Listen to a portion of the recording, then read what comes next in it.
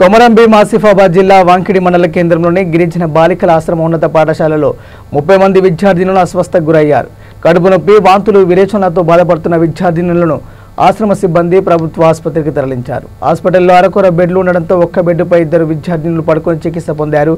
ఆశ్రమ పాఠశాలలో కలుషితమైన ఆహారం, నీటితోనే విద్యార్థినులు అస్వస్థకు గురయ్యారని పలువురు తల్లిదండ్రులు ఆరోపించారు.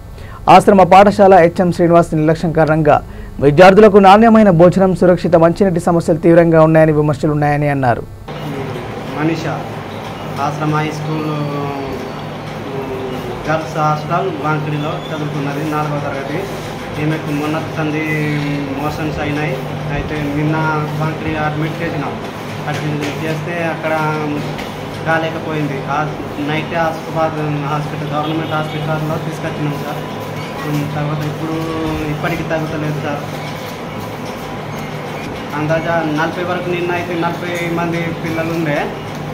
నిన్న కొందరికి అక్కడనే ట్రీట్మెంట్ చేసిండు. 3కి మాత్రం, 4కి మాత్రం సీరియస్ ఉండే. మా పాపను ఆసిఫాబాద్ హాస్పిటల్లో నైట్